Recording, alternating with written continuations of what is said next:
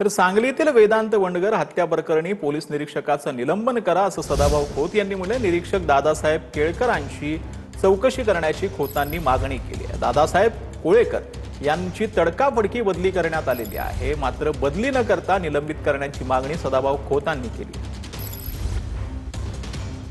वेदांत वंडगर या 13-14 वर्षाचा लहान लेकराचा जो निर्घृण हत्या झाली, या अनुषंगाने आणि जिल्ह्यामधल्या एकंदरीत गुन्हेगारी पार्श्वभूमी असणाऱ्या लोकांना कुठंतरी आता चाप बसणं अत्यंत गरजेचं आहे। तर पावसाळी अधिवेशन जास्त काळ चालवा असं जयंत पाटलांनी म्हटलं। जास्त काळ अधिवेशन चालल्यास जनतेचे प्रश्न अधिक मांडता येतील असं जयंत पाटलांनी म्हटलं। पुरवणी मागण्यांवरही चर्चा करता येईल असं जयंत पाटील यांनी म्हटलं। म्हणजे आमची मागणी नेहमीच राहिलेली आहे की जास्त काळ अधिवेशन चालावं आणि त्यासाठी विशेषतः पुरवणी मागणीवर जास्त चर्चा व्हावी।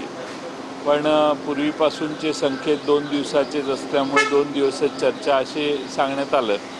त्यामुळं अधिवेशन जास्त जेवढं काळ चालेल तेवढे महाराष्ट्रातल्या जनतेचे प्रश्न मांडता येतील। दुष्काळ समोर आवासून तोंडावर आहे, दुष्काळात लोकांचे अनेक प्रश्न आहेत। तर शिंदेच्या पदाचा सन्मान ठेवून प्रशासनानं काळजी घ्यायला हवी होती असं मीनाक्षी शिंदे यांनी म्हटलं। नवी मुंबईत निमंत्रण पत्रिकेत नाव वगळल्यानंतर शिंदेची शिवसेना आक्रमक झाल्या। मुख्यमंत्र्यांनी यावर योग्य ती कारवाई करावी, मीनाक्षी शिंदे यांनी हे मांडलेलं आहे। प्रकार झाला असेल तर कदाचित मला असं वाटतं की ज्या संविधानिक पदावरती उपमुख्यमंत्री म्हणून शिंदेसाहेब विराजमान आहेत, त्यांच्या पदाचा सन्मान ठेवून प्रशासनाने ही काळजी घेतली पाहिजे होती की पत्रिकेत आमंत्रण पत्रिकेत त्यांचं नाव टाकलं गेलं पाहिजे होतं आणि त्यांना आमंत्रित केलं गेलं पाहिजे होतं। पण जर केलं गेलं नसेल तर ही चुकीची प्रथा आहे आणि मला असं वाटतं की मुख्यमंत्र्यांनी ह्याच्यावरती योग्य ती कारवाई करावी।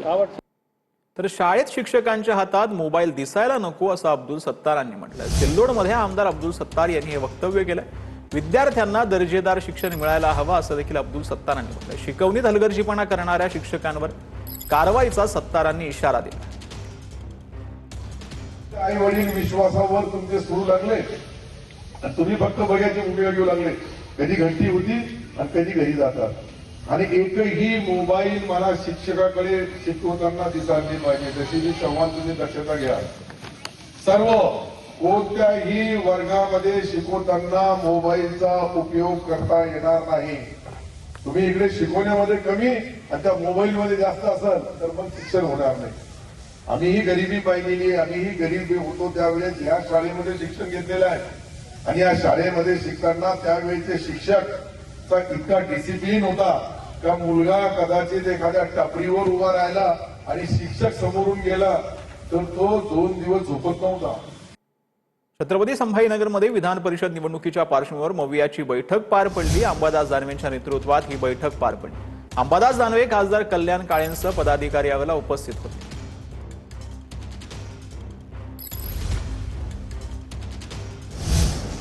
टीडीएमसी महासभेमध्ये ठाकरेंची शिवसेना आणि शिंदेची शिवसेना ही आमने सामने आलेली होती। ठाकरेंच्या शिवसेनेचे खासदार श्रीकांत शिंदेंवर वक्तव्य करण्यात आलं। ठाकरेंच्या शिवसेनेच्या वक्तव्यानंतर शिंदेची शिवसेना आक्रमक झाली।